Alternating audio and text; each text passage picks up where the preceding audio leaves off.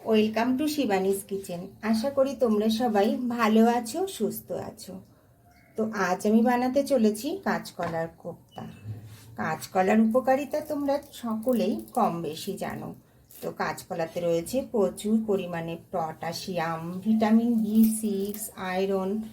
তো কাঁচকলা শুধুমাত্র যে আমাদের হজমে সাহায্য করে তা নয়, কাঁচকলা উচ্চ রক্তচাপ নিয়ন্ত্রণ করে, হার্টের জন্য ভালো। এই যে দেখো, গামলায় জল নিয়েছি, জলের মধ্যেই রাখছি কিন্তু, না হলে কালো হয়ে যাবে। তো কলার মতো আলুগুলোও কিন্তু আমি খোসা শুদ্ধই দেব। কাঁচকলার কিন্তু কোনো অংশই ফেলানো যায় না।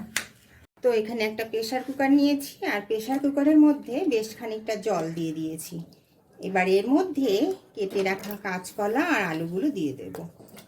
আর দিয়ে দেব 1 চামচ নুন আর হাফ চামচের মতো হলুদ। ঢাকনা বন্ধ করে 2 সিটি মেরে নেব। কাঁচকলা আর আলু সিদ্ধ হতে হতে মশলাটা করে নেব। এই দেখো, এখানে 2 পাকা টমেটো, হাফ ইঞ্চির মতো আদা, 4-5টা কাঁচা লঙ্কা। আজ এই রান্নাটি কিন্তু আমি সম্পূর্ণ নিরামিষ পদ্ধতিতে করব। একই সঙ্গে কিছু গুঁড়ো মশলা অ্যাড করে দেব। 1 চামচের মতো কাশ্মীরি লঙ্কার গুঁড়ো, 1 চামচের মতো ধনের গুঁড়ো, আর 1 চামচের মতো জিরের গুঁড়ো। সঙ্গে দিয়ে দেব সামান্য একটু গোলমরিচের গুঁড়ো, যেটা হজমের পক্ষে ভীষণ ভালো। এবার ভালো করে পেস্ট করে নেব।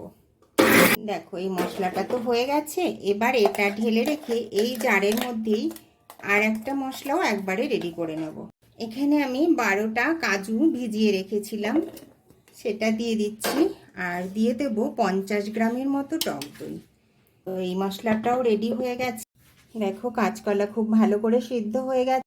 তো মোটামুটি ঠান্ডা হয়ে গেছে। এবার ছুলে নেব। কাঁচকলার চোকলাগুলো রেখে দেব, এটা বাটা করব। তো সমস্ত কলা আর আলু ছুলে নিয়েছি। তো প্রায় ঠান্ডা হয়ে গেছে। এবার কিছু মশলা এর সঙ্গে অ্যাড করে দেব। দিয়ে দিলাম সামান্য একটু হলুদ, একটু ভাজা জিরের গুঁড়ো, একটু ধনের গুঁড়ো, একটু কাশ্মীরি লঙ্কার গুঁড়ো, হাফ চামচের থেকে একটু কম নুন, কেননা নুন আমি আগেও দিয়েছি, একটু গোলমরিচের গুঁড়ো, আর একটু গরম মশলার গুঁড়ো। একই সঙ্গে দিয়ে দেব 2 চামচ বেসন, তাহলে বাইন্ডিংটা ভালো টাইট হয়। দিয়ে দিচ্ছি হাফ চামচের মতো চিনি। সব কিছুই দেওয়া হয়ে গেছে। এবার খুব ভালো করে মাখিয়ে নেব। ভালো করে মাখিয়ে নিয়েছি।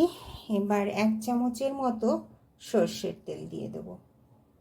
মাখিয়ে নেওয়ার পরে হাত ভালো করে ধুয়ে নিয়েছি। এবার হাতে একটু সর্ষের তেল মেখে নেব, যাতে করে হাতে লেগে না যায়। এতটা পরিমাণ এরকম নিয়ে এভাবে গোল গোল করে নেব। তো এভাবে আমি পুরোটা গোল করে নেব। তো সবগুলো গোল করে নিয়েছি। এবার পরবর্তী স্টেপে যাব। গ্যাস জ্বালিয়ে কড়াই বসিয়ে দিয়েছি। কড়াই গরম হয়ে গেছে। এবার দিয়ে দেব সর্ষের তেল। এই রান্নাটি কিন্তু সর্ষের তেলেই করতে হবে, কেননা সর্ষের তেলেই এর টেস্ট বেশি ভালো হয়। তো তেল তো গরম হয়ে গেছে। এবার আস্তে আস্তে এই বলগুলো তেলের মধ্যে দেব। একবারে সবগুলো দেব না, কেননা গায়ে গায়ে লেগে যাবে। যতটা দেওয়া সম্ভব ততটাই দেব। গ্যাসের ফ্লেমটা লো টু মিডিয়ামে রেখে ভাজতে হবে। তো বড়াগুলো তো সব ভেজে নিয়েছি, কোপ্তাগুলো। এবার কড়াইয়ের মধ্যে আরেকটু তেল দিয়ে দিয়েছি একটা শুকনো লঙ্কা আর তেজপাতা। আর এর সঙ্গে দিয়ে দেব একটু সাদা জিরে। জিরেটা একটু ভাজা ভাজা হয়ে এলে